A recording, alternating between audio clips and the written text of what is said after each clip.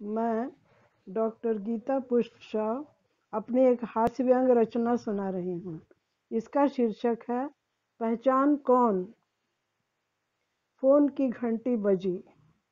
माधव शर्मा ने फोन उठाया। हेलो। उधर से भी आवाज आई। हेलो। पहचान कौन। उनके दिल की धड़कन बढ़ गई, पर चहक कर बोले, आरती डार्लिंग। ये मुझे आरती कौन है। अरे रे, बुरा मान गई। मैं तो तुम्हें जला रहा था पूजा। मुझसे नहीं मिलेगा दूजा। मिस्टर दूजा, मैं पूजा नहीं हूँ। ठीक से पहचान कौन। पहचानूंगा कैसे नहीं मेरी प्यारी माला। तुम्हारी मधुर मधुर आवाज ने मुझ पर जादू कर डाला। मैं तो तुम्हें छका रहा था। हाँ, तो समझ लो मैं भी तुम्हें छका रही थी। अब पता चला तुम्हारी प्रेमिकाओं की लिस्ट कितनी लंबी है। ये पूजा, ये आरती मुई कौन है। अपनी बीवी की आवाज नहीं पहचान सकते।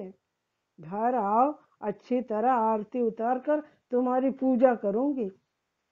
बीवी की आवाज पहचान कर माधव शर्मा के हाथों से फोन छूट गया।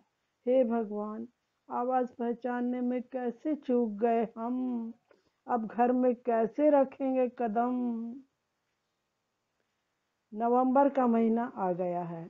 पेंशनर बुजुर्ग बैंक के चक्कर लगा रहे हैं अपने जीवित रहने का प्रमाण पत्र देने।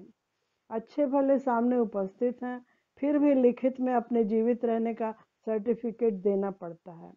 कुछ पेंशनर ऐसे हैं जो 60 साल की उम्र में रिटायर होते समय अपने बाल रंग कर काले रखते थे। पेंशन का फॉर्म भरते समय पैंट कोट टाई पहनकर काले बालों में छिपी फोटो खिंचवाई थी। अब रिटायर होने के बाद बाल रंगना छोड़ दिया है। इससे बाल दुगनी तेजी से सफेद हो रहे हैं। दांत झड़ गए हैं। नकली दांतों का सेट लग गया है। चेहरे पर झुर्रियां पड़ गई हैं। कमर झुक गई है। बैंक के अफसर के पास जब अपने जीवित रहने का प्रमाण पत्र देने जाते हैं तो अफसर असमंजस में पड़ जाते हैं। उन्हें लगता है कहीं पेंशनर के बदले उनके बड़े भाई या पिताजी तो नहीं आ गए पेंशन उठाने। अजीब मुसीबत है। अपनी नौकरी भी बचानी है और पेंशन भी देनी है। देने की सोचते हैं तो मन कहता है, ठीक से पहचान कौन। गजेटेड ऑफिसर माधव शर्मा तो समझिए मिट्टी के माधव हैं। सीधे साधे आदमी। एक दिन ऑफिस में आकर मनोज ने कहा, शर्मा सर, मेरे पिताजी बटुकनाथ जी ने जीवित होने का प्रमाण पत्र मांगा है। पिताजी की तबीयत बिल्कुल ठीक नहीं है। वे चलने की हालत में नहीं हैं, पर उन्हें लाइफ सर्टिफिकेट चाहिए। माधव शर्मा ने झट से मनोज के हाथों से कागज लिया। फट से मैंने बटुकनाथ जी को अपने सामने जीवित देखा लिखकर दस्तखत कर दिए। मुहर लगाई और कागज थमा दिया। ऑफिस के लोग यह सब आश्चर्य से देख रहे थे। कुछ कहना चाह रहे थे, पर मनोज के सामने चुप रह गए। उसके जाने के बाद भी घंटे भर चुप रहे। जब नहीं रहा गया तो शर्मा जी को घेर कर बोले, शर्मा जी, ये आपने क्या कर दिया। बटुकनाथ जी को बिना देखे उनके जीवित रहने का प्रमाण पत्र दे दिया। शर्मा जी हंसकर बोले, कल शाम को मैं पान खाने निकला था तो देखा था मैंने उन्हें। एक व्यक्ति ने कहा, अरे वो कोई और होंगे। उनका लड़का तो मनोज कह रहा था उनकी तबीयत ठीक नहीं है। शर्मा जी, रात भर में कुछ भी हो सकता है। कहीं वे रात में स्वर्ग भ्रमण पर निकल गए होंगे तो भारी मुसीबत। आपको नौकरी से भी हाथ धोना पड़ सकता है। आपको क्या पता वो जिंदा भी हैं या मर गए। यह सुनते ही शर्मा जी के चेहरे का रंग उड़ गया। नौकरी बड़ी मुश्किल से मिली थी।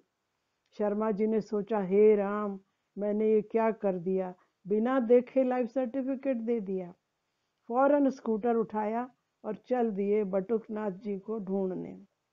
मन ही मन प्रार्थना करने लगे, हे प्रभु, बटुकनाथ जी जीवित दिख जाएं तो मैं 10 नारियल चढ़ाऊंगा। बीवी के डर से उन्होंने स्कूटर तेज कर दी। पान की दुकान वाले से पूछा। उसने बताया वे रामनगर में रहते हैं। फिर पता भी बताया।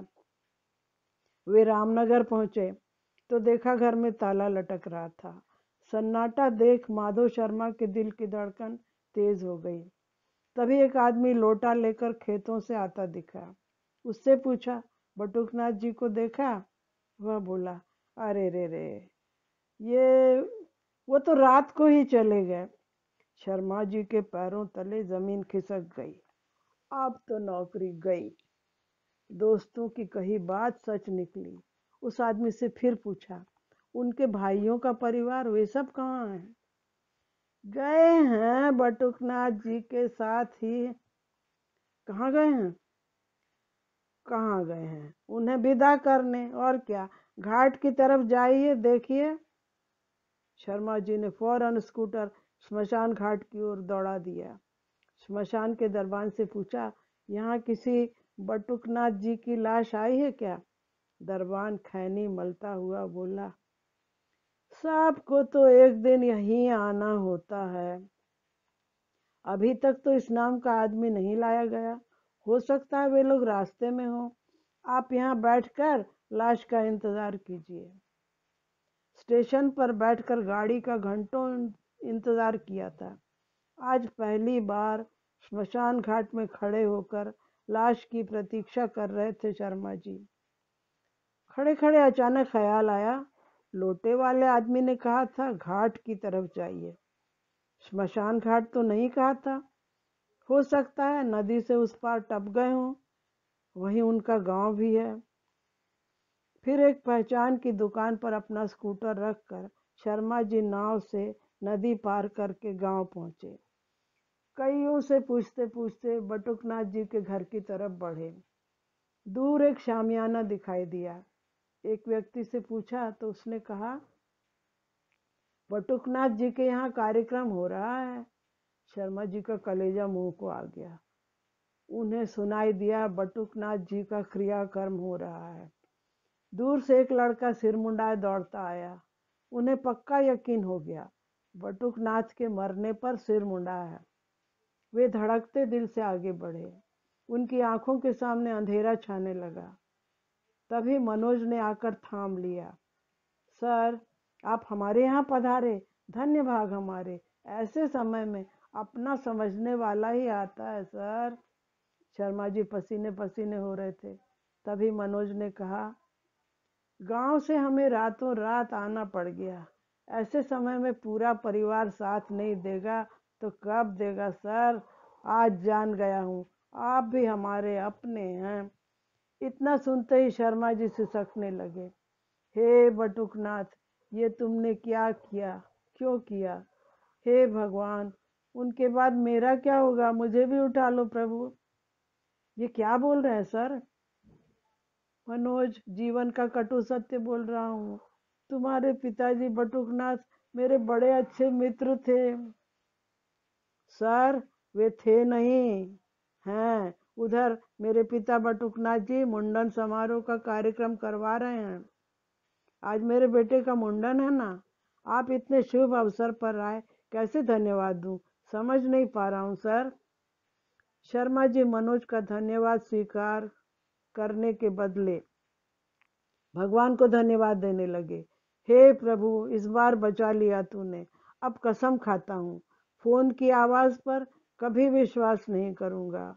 भविष्य में बिना देखे बिना पहचाने किसी को जीवित रहने का प्रमाण पत्र नहीं दूंगा, अपनी पत्नी को भी नहीं।